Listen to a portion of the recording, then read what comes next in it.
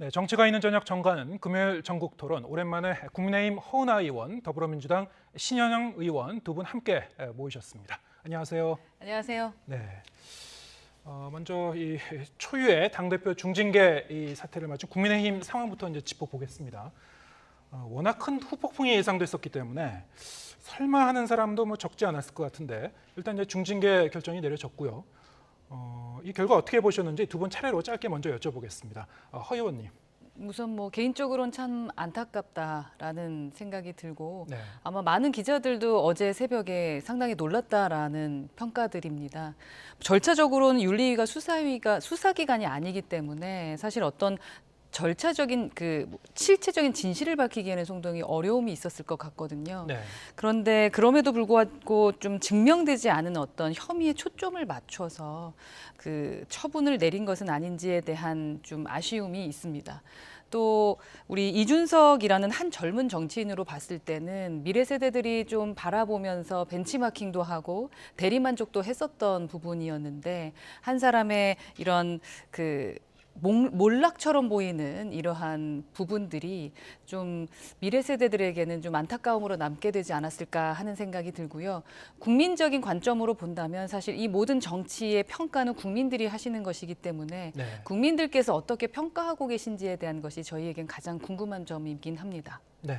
안타까움을 이제 말씀하셨는데 애초에 이제 허 의원님께서는 팩트 없이 결정하는 것은 좀 위험하겠다는 생각이 든다고 말하셨어요. 이번 결정이 좀 위험한 결정이었다고 보시나요? 윤리 결정을 조금 전에 제가 말씀드렸던 것처럼 수사기관이 아님에도 불구하고 네. 실체적 진실을 사실은 밝혀내지는 못했고 새로운 어떠한 증거들을 제시하지는 못했다고 들었습니다. 네. 그러한 측면에서는 추후의 그 후폭풍 안에 절차적인 정당성을 어떻게 설명하실 수 있을까라는 것이 조금 우려됩니다만 네. 뭐 어찌됐든 우리 뭐 하나의 기관이고 윤리위에서 결정한 부분에 대해서 제가 왈가왈부할 수 있는 상황은 현재 당 대변인으로서는 얘기하기가 좀 어렵습니다. 하지만 이제 앞으로는 좀 걱정되는 면은 충분히 있다라고 말씀드리고 싶습니다. 네. 신 의원님은 어떻게 보셨습니까? 예, 집권 여당의 당대표가 이런 성상납 의혹, 증거의 인멸 교사 이런 것으로 지금 이렇게 6개월 징계를 받은 것 자체가 해외 토픽감이지 않을까 싶습니다. 우리가 돌이켜보면은 지난 총선에서 국민의힘이 패배하면서 혁신과 쇄신을 이야기해야 했고 그 결과로 인해서 정말 보수 그런 당에서도 젊은 청년을 모셔다가 새로운 모습으로 새로운 정치를 하겠다. 그 이후에 이준석 당대표가 노력하였고 그러면서 세 번의 또 선거를 이기게 되었는데요. 지금의 국민의힘 모습을 보면 참으로 안타깝다는 생각이 듭니다. 특히 이번에 대선이나 지선을 통해서 국민께서는 국민의힘이 한번 대한민국을 잘 바꿔보아라 하고 기회를 주신 건 아닙니까? 그렇기 때문에 이렇게 집권당이 되면서 여러 가지 민생 경제에 어려움이 있는 이 상황에서 그런 능력과 실력을 보여줘야 함에도 불구하고 지금으로서는 당내의 분란과 여러 가지 그런 권력 다툼의 모습만 보이는 것이 과연 국민들이 보시기에 어떻게 느껴지실까? 정말 우리 정치권이 보여드리지 말아야 될 부분이 아닌가라는 생각이 들고요. 또한 아직까지는 성상납 의혹이 꼬리표를 떼지 못했습니다. 그만큼 우리가 정치인들의 성상납이나 성비위 사건에 대해서는 명명백백하게 밝혀져야 되는 부분, 앞으로의 판단이 남아있을 거라고 생각이 들고요. 또 하나의 유감인 것은 우리 더불어민주당은 지선에서 패배할 것을 알고서도 성비위나 문란에 대해서는 좀 명확하게 그 전에 국민 여러분께 말씀드린 바가 있는데 지금까지 미뤄오다가 이제서야 이런 윤리심판원의 판단이 나온 거에 대해서도 시기적으로도 좀 더 뭔가 정당하지 않다라는 생각은 들게 하는 부분입니다. 네. 여기서 확실하게 좀 하고 가야 되는 게 제가 실체적 진실을 밝히는 데 집중하지 못했다라고 말씀을 드렸던 이유는 지금 성상납 의혹이라는 단어를 쓰지 않기 위해서였습니다. 민주당에서는 성상납이라는 단어와 우리 이 대표의 어떤 징계에 대해서 연결을 자꾸 시켜고 싶으신 것 같은데 윤리위에서도 얘기했지만 품위유지에 관련된 부분에 대한 것이었지 어떤 증거를 인멸하는 부분에 대한 성상납 의혹에 대한 부분은 아니었다라는 평가가 평가가 있거든요. 그래서 그 부분은 좀 확인을 해주셨으면 좋겠습니다. 자꾸 성상납과 연결하려고 하지 않으셨으면 좋겠다라는 처음에 생각이 계기가 듭니다. 가로세로 연구소에서 제기된 부분이고요. 뭐 앞으로 성상납 의혹에 대해서는 더 명명백백하게 판단되어야 된다는 걸 말씀드린 겁니다. 가로세로 연구소라는 그 유튜브에 대한 내용을 언제부터 그렇게 신뢰를 하셨기에 민주당에서 그 부분을 이야기하시는 건지는 좀 의문이 듭니다. 저희가 가세연에 네. 대해서 인용도 못 하나요? 그거는 너무 좀 얼건의 발언인 것 같습니다. 네, 일단 이제 윤리의 결정은 이제 이 증거인멸 이 교사와 관련된 이제 품위 유지, 예. 이와 관련한 이제 결정이었기 때문에 일단 뭐 그렇게 이제 별도로 보면 될 것 같고요. 일단 결과적으로 국민의힘은 이제 이 상당히 이제 혼돈 속으로 이제 빠져들게 됐는데 사실 이제 윤리위의 당원권 정지 결정은 사실 당 대표가 스스로 이 부분을 승인해야지 이제 효력이 발생하는 거라고 해요. 원칙적으로는. 그런데 이제 이준석 대표는 이 수용할 그런 의사가 없고, 그러면 이제 자칫 앞으로 이제 2명의 당 대표가 향후에 발생하는 게 아니냐, 뭐 이런 이제 우려도 있습니다. 이준석 대표가 취할 수 있는 행보 어떻게 이제 전망하시는지요? 현재 이 대표가 어떠한 행보를 결정하는 것은 주말에 발표를 하겠다라고 했기 때문에 네. 좀 지켜봐야 되는 상황인 것 같고요. 지금 우려하시는 것처럼 2명의 당대표가 존재하는 그러한 모습을 연출하지는 않을 것 같습니다. 제가 개인적으로 생각했을 때는요. 네. 왜냐하면 당내 혼란을 막고 싶은 것이 이준석 대표의 생각이기 때문에 그러하지 않게 문제 해결을 하기 위해 노력하지 않을까 하는 생각을 하게 되고요. 스스로 뭐 본인의 입장에서는 부당하다고 생각하고 있는 상황이기 때문에 그 이 대표의 자유로운 어떤 선택과 행위에 대해서는 조금 더 지켜봐 주셨으면 좋겠습니다. 네. 네. 뭐 민주당 입장에서도 사실 지난해 이준석 대표가 이제 30대 이 당 대표로 선출이 됐을 때 여의도에 이제 새로운 바람을 불러일으키는 거냐 상당히 이제 주목했을 것 같은데요. 이번 사태가 이제 앞으로 이 여당이 민주당과의 관계나 또 지금 이제 원구성 협상을 한창 해야 되니까요. 여러 가지 전국에 뭐 영향을 미칠 소지는 없습니까? 어떻게 보십니까? 여당이 또 책임지고 해야 될 부분이 국회 내에서 분명히 있는데 네. 또 여당이 주도를 해야 되는 그런 이슈들이 있고 항상 국회에서도 여야가 합의 정신을 바탕으로 해서 많은 사안들이 진행이 돼야 됩니다.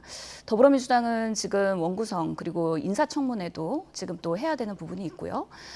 그리고 민생 입법 과제도 7대 과제로서 선정해야 되는 부분이 있습니다. 그래서 7월에 임시국회를 열어서 지금 어려운 민생 경제에서의 해결해야 될 부분이 상당히 많이 있는데요.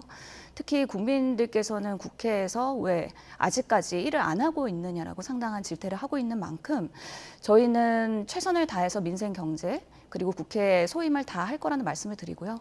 다만 저렇게 여당 내에서의 그런 분열이나 갈등의 부분은 아무래도 협상을 해야 되는 대상으로서는 참 어려울 것 같다는 생각이 듭니다.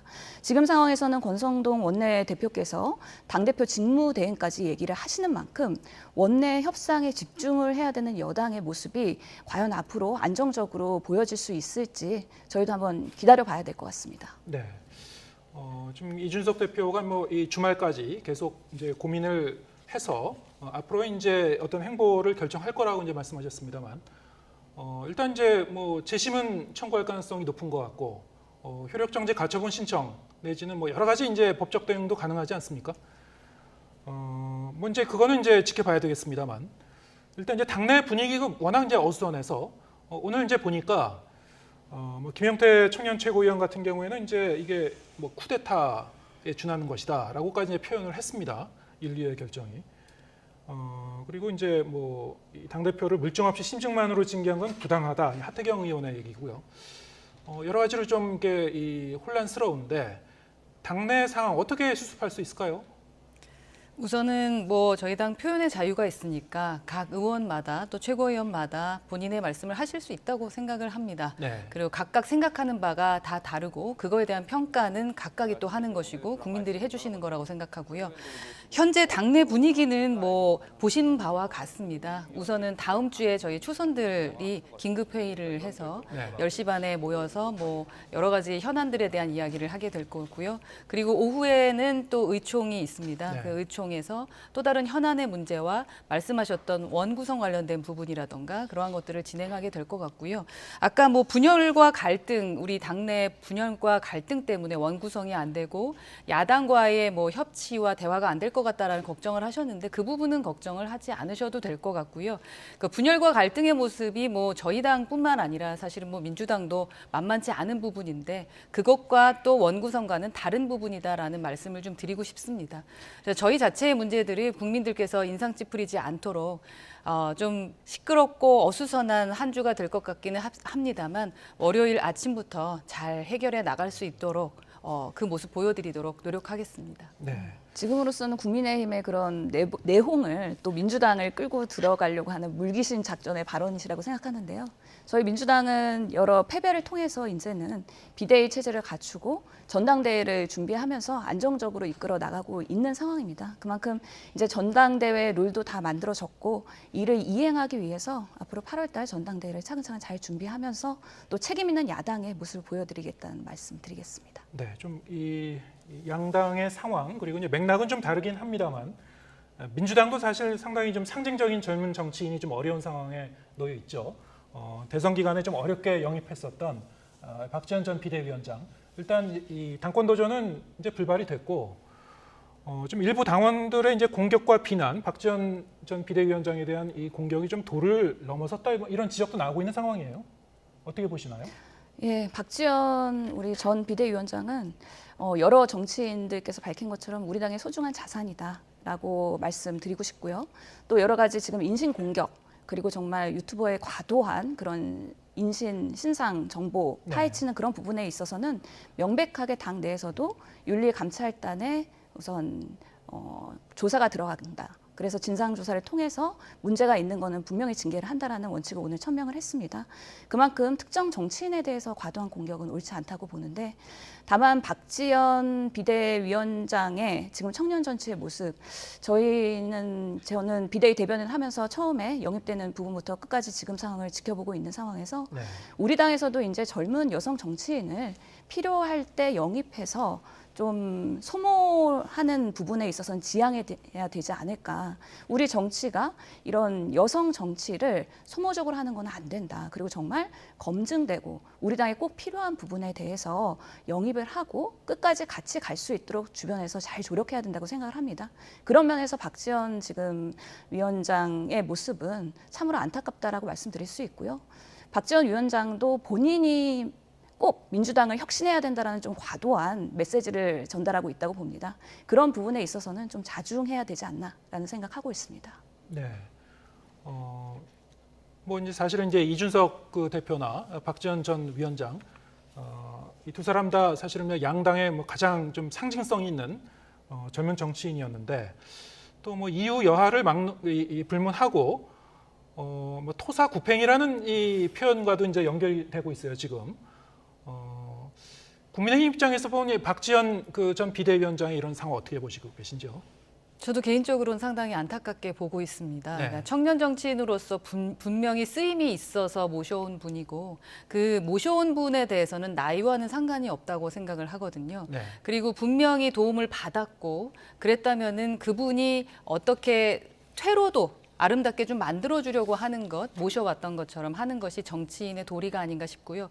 그것은 뭐 민주당뿐만 아니라 저희 갑자기 이름 국민의힘도 마찬가지인 것 같습니다.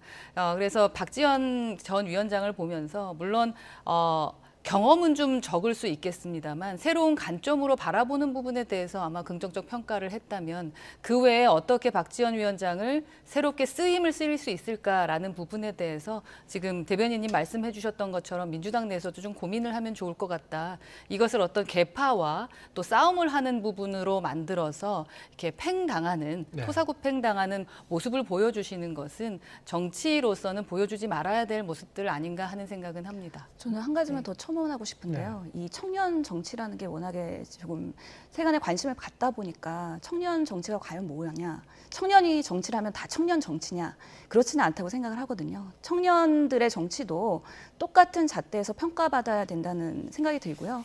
박지원 그 전 비대위원장을 보면서 많은 청년, 바닥에서 정치를 하고 있는 그런 분들이 상대적인 박탈감을 많이 느꼈습니다. 그래서 청년 정치가 이슈 몰이로만, 여론 몰이로만 과도하게 부각되는 거는 지양되어야 할 것 같다라는 생각을 이번 사태를 보면서 절실하게 느끼고 있습니다. 네. 주제를 좀 바꿔보겠습니다. 이른바 이제 지인 찬스, 비선 논란, 뭐 이런 게 이제 계속 일었죠. 대통령실에서 이제 비선이라는 단어가 이제 옳지 않다 이렇게 이 반론을 펴고 있습니다만, 어쨌든 이제 저희 언론지상이나 아니면 정치권에서는 비선 논란이라는 표현으로 계속 좀 공방이 이어졌어요. 해외 순방 기간에 인사비서관은 이제 배우자가 동행했었고, 또 이 대통령실에는 이제 이 윤 대통령의 육천 친인척 채용과 관련해서 논란이 계속 일었습니다. 윤석열 대통령 같은 경우에는 이제 오늘 아침에 기자들과 만난 자리에서 선거운동을 함께한 동지라고 이 육천 이 행정관이라고 하죠. 이분에 대해서 이렇게 해명을 했습니다. 일단 이제 민주당 입장부터 여쭤보겠습니다. 민주당은 사실 이런 인물이 또 있을 수 있다, 뭐 이런 그 의문을 제기하고 있는 것 같아요. 전수조사 필요성을 주장했죠. 그러니까 이렇게 권력의 사유화하는 모습이 불안하다는 것이죠. 네. 대통령실에 과연 사적 인연으로 채용된 분들이 얼마나 있는지 국민들은 알지 못합니다. 그렇기 때문에 오히려 비선이라는 또 의심을 하게 되는 부분이 있기 때문에 이런 부분에 있어서는 대통령께서 좀 명명백백하게 해주시는 게 좋을 것 같다는 생각이 들고, 국민의힘의 윤리규칙에 보면 이런 부분이 있어요. 8촌 이내의 혈족을 친인척으로 규정하고, 이런 당직자와 당소속 공직자는 이런 친인척을 유급의 부하 지원으로 임명하지 아니한다라고 당 윤리 규칙에 있거든요. 국민의당의 출신이시기 때문에 윤석열 대통령, 이 대통령실을 꾸미는 데 있어서도 사적 관계가 적용되면 절대 안 된다고 생각합니다. 이 부분에 대해서는 확실하게 좀 국민들한테 사과하시고 정리가 필요하다라는 생각이 듭니다. 정부를 사유화하는 거, 이거 자체가 문제라고 생각을 하고요. 최근에 대통령 지지율이 30%대로 떨어지는 것도 인사 채용에 대한 논란, 그리고 민생 경제를 잘 챙기지 않는다. 이 두 가지가 주된 사유인데요. 이렇게 계속 뭔가 사유화하는 모습들, 그리고 비선 얘기들이 나오는 경우에는 지지율이 더 떨어질 것 같아서 좀 저희도 걱정이 되는 부분입니다. 네. 지금 뭐 대통령실이나 뭐 이 여당 입장에서는 이 뭐 절차상의 하자는 없다거나 아니면 법적으로 문제될 건 없었다라고 이제 그런 해명을 한 걸로 지금 알고 있습니다만, 문제는 이제 국민의 눈높이거든요. 이게 민심과 좀 동떨어진 그런 그 흐름이다라고 했을 때는 뭐 지지율도 계속 걱정하셔야 될 것 같고, 어떻게 보시고 계신지요? 그러니까 민심이 가장 중요하죠. 국민들께서 어떻게 바라보시느냐가 중요할 텐데, 우선은 그 기준에 대한 것은 우선 법적으로 하는 것이 틀리지는 않다고 생각을 합니다. 네. 보면 저희 명명백백하게 밝혀달라고 했는데 대통령실에서 확실하게 밝혔죠. 6초는 이해충돌 방지법에서 저촉되지 않는다라고 해서 올 5월 19일부터 시행됐던 법을 숙지해달라라는 이야기를 했었습니다. 네. 그런데 이 육촌도 그러나 너무나 사유화하는 가까운 인척이다라고 국민들께서 생각을 하시게 되면 또 다른 변화가 있어질 수는 있다고 생각을 합니다. 그런데 기본적으로 대통령실에서는 전문성이라든가 어떠한 뭐 연속성, 국정 철학에 대한 이해에 대해서 인정하고 법적인 절차에 무리가 없다고 생각해서 임명을 한 것 아니겠습니까? 근데 그 부분에 대해서 지속적으로 지금 민주당에서 정치 공세를 하면서 권력의 사유화까지 말씀하시는 것은 조금 저는 과하다는 생각은 듭니다. 예를 들어서 지금 말씀하셨던 것처럼 육촌도 너무 가깝지 않냐라는 접근이 차라리 맞는 것이지, 법적으로 명명백백하게 문제가 없는 부분을 지금 권력을 사유화하려고 하는 것이 아닌가라고 말씀을 하시면 민주당도 벗어날 길은 없다고 생각을 하거든요. 왜냐하면 자녀를 국회 인턴으로 채용했던 분이 분명히 계셨고요. 그리고 인턴 경력을 허위로 위조해서 법의 심판을 받으신 분도 계시고요. 제가 이름을 명명하지는 않겠습니다. 그리고 대통령 배우자가 외국 국적지인 그 디자이너 딸을 채용했었던 경우도 있었거든요.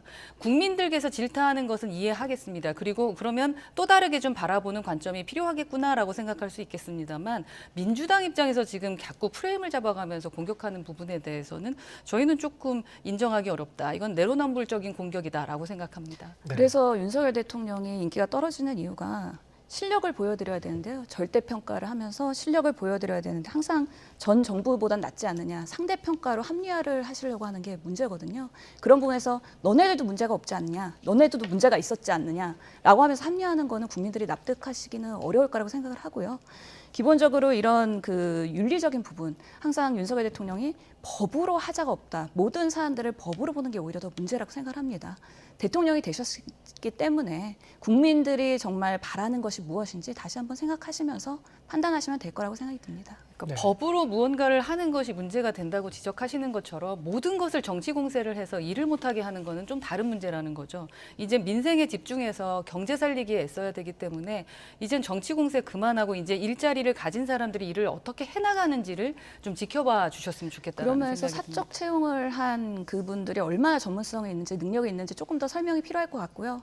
특히 스페인의 그런 행사 기획을 위해서 김건희 여사와 같이 동행했던 신모 씨 또한 얼마나 국제적인 능력이 있는지는 국민들이 납득하지 못하고 계시거든요. 그래서 많은 설명이 부족하다. 그래서 지지율이 떨어지는 거다라고 말씀하겠습니다. 네, 사실 이제 이 국민들 입장에서는 윤석열 대통령도 그렇지만 김건희 여사에 대한 관심이 굉장히 높은 것 같습니다. 뭐 인터넷 검색 기록을 보면은 윤 대통령을 이 김건희 여사의 이제 검색 기록이 더 이제 능가하는 그런 그 양상도 보이고 있다고 하고요.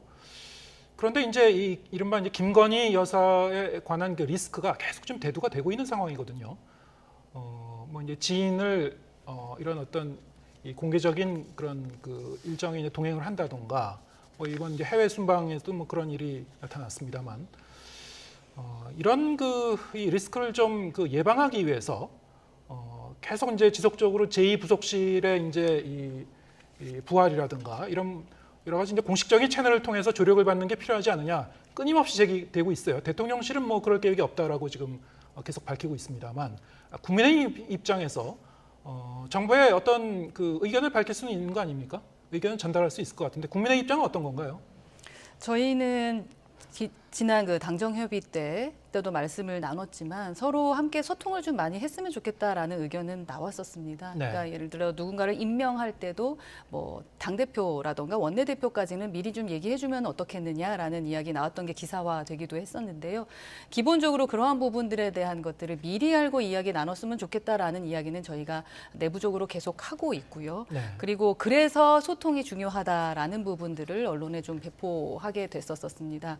근데 지금 뭐 같이 해외 순방을 가고 같이 갔던 부분에 대한 법적인 거라던가 절차적인 문제는 없는 것으로 이미 밝혀졌습니다.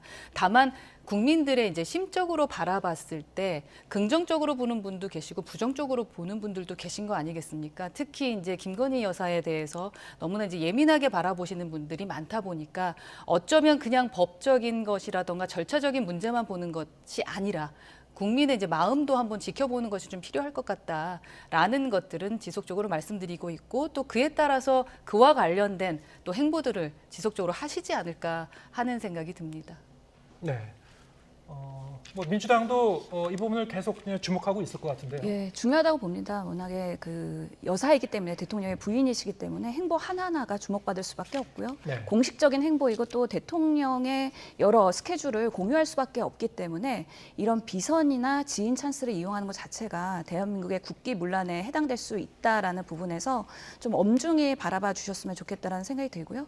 지금으로서는 윤석열 대통령보다 김건희 여사가 훨씬 더 많은 관심을 받고 있는 것도 사실입니다. 그만큼 그분의 행보가 매우 중요하기 때문에 앞으로는 조금 더 공식적인 시스템을 마련하는 게 중요하겠다라는 면에서 국민의힘에서도 적극적으로 의견을 내야 된다고 봅니다. 계속 사고치는 모습으로 보이거든요. 그런 모습들이 정말 윤석열 대통령 부부가 불안하다라는 모습을 각인시키게 하는 또 단서가 되지 않나 싶습니다. 정치적으로 자꾸 공세하지 말라달라고 말씀을 드리는 게 비선이 아니었지 않습니까? 합법적인 절차를 거쳐서 이분들은 동행을 했었습니다. 민간인이 아예 동행을 못했던 것도 아니지 않습니까? 개그맨 특별수행원으로 함께 갔었던 거 기억하실 겁니다. 문재인 대통령하고. 그 부분은 문제가 되지 않는 거였나요? 모두 다 절차에 따라서 진행을 했었던 부분을 자꾸 이 비선이라는 말을 하면서 좀 자극적인 단어를 하다 보니까 국민들이 더 불안하게 지켜보신다라는 거죠. 우선은 물가라던가 경제적인 문제로 지금 힘들어하고 계시니까 우선은 협치하면서 우리 먼저 어떻게 이 물가 안정을 하는지에 대한 것을 더 먼저 논의를 좀 했으면 좋겠습니다. 정치적 공세보다는. 그런 예. 면에서 네. 참 대통령이 그런 협치를 하려는 통합의 모습을 전혀 보이지 않는 게 유감이라고 생각이 들고요. 계속해서 이런 부분에 있어서 문제점을 잘 수용을 하고 겸허하게 받아들이는 모습을 보여주셔야 되는데 계속 법에 문제 없다라고 주장하시는 것 자체가 고집불통으로 보인다. 그게 더 문제다라고 생각을 합니다. 예, 알겠습니다. 뭐 대통령실이나 이 여당에서도 계속 이제 민심을 청취하고 있을 걸로 생각하고요. 네, 네, 그렇습니다. 내부적으로는 이제 고민이 거듭되고 있는 것 같아요. 그럼요. 네. 네. 앞으로 잘 지켜보겠습니다. 국민의힘 허은하 의원 그리고 더불어민주당 신현영 의원 두 분과 함께했습니다. 고맙습니다. 감사합니다.